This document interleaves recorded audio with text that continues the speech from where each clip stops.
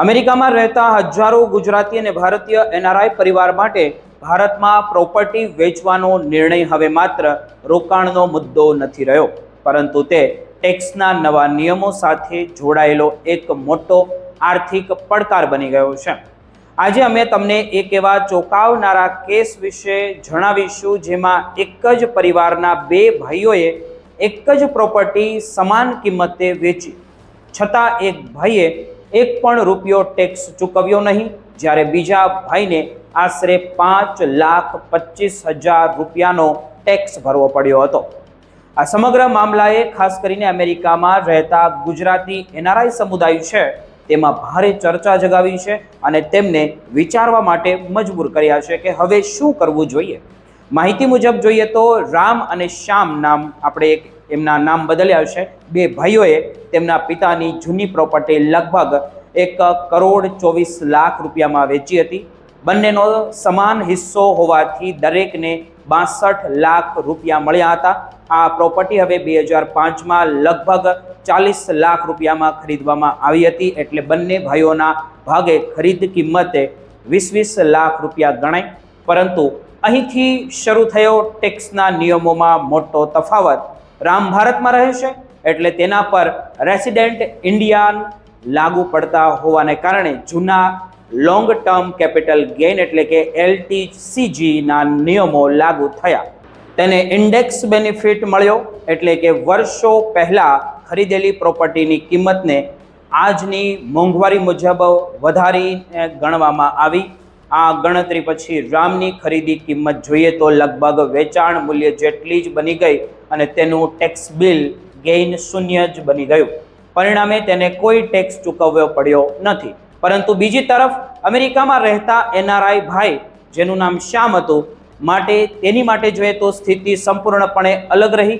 Finance act 2024 પછી NRI માટેના નિયમોમાં મોટા ફેરફારો કરવામાં આવ્યા હતા.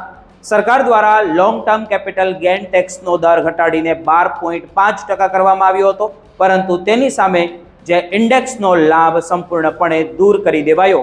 એટલે શ્યામ માટે ખરીદી કિંમત માત્ર મૂળ 20 લાખ રૂપિયા જ ગણાય, જ્યારે 62 લાખમાંથી 20 લાખ ઘટાડવામાં આવ્યા ત્યારે સીધો 42 લાખ રૂપિયાનો નફો દેખાયો અને તેના પર 12.5% લેખે આશરે 5,25,000 રૂપિયાનો ટેક્સ લાગ્યો.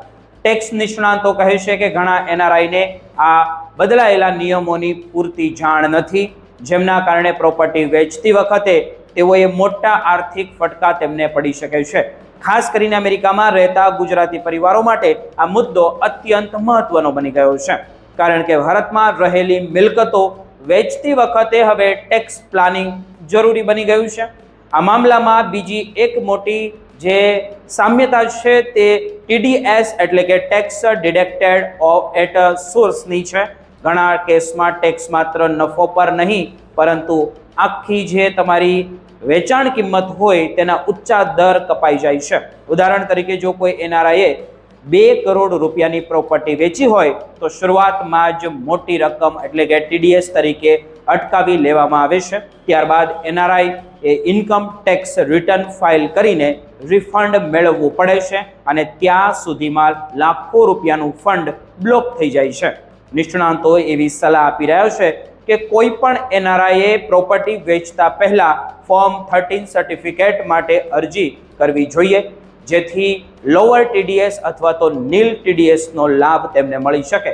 અથવા જોઈએ તો સાથે સાથે ખરીદીના દસ્તાવેજો, વારસાના પુરાવા અને તમામ ખર્ચની માહિતી યોગ્ય રીતે તૈયાર રાખવી પણ ખૂબ જ જરૂરી બની ગઈ છે. ફેમા એટલે કે ફોરેન એક્સચેન્જ મેનેજમેન્ટ એક્ટના નિયમોનું પાલન કરવું પણ અનિવાર્ય ગણાય છે. આ સમગ્ર ઘટનાએ એક વાત સ્પષ્ટ કરી દીધી છે કે હવે પ્રોપર્ટી વેચાણમાં માત્ર વેચાણ કિંમત જ મહત્વની નથી, પરંતુ વ્યક્તિ ભારતમાં રહે છે કે વિદેશમાં, કયા વર્ષમાં તે નિયમો તેમને લાગુ પડે છે અને ઇન્ડેક્સનો લાભ મળે છે કે નહીં, તે તમામ બાબતો ટેક્સની રકમ નક્કી કરે છે. તેથી અમેરિકામાં રહેતા ગુજરાતીઓ અને ભારતીય એનઆરઆઈ પરિવાર માટે કોઈ પણ પ્રોપર્ટી ડીલ પહેલા ટેક્સ નિષ્ણાતોની સલાહ લેવી હવે અત્યંત જરૂરી બની ગઈ છે. જે આ નિયમો આવ્યા છે તેના કારણે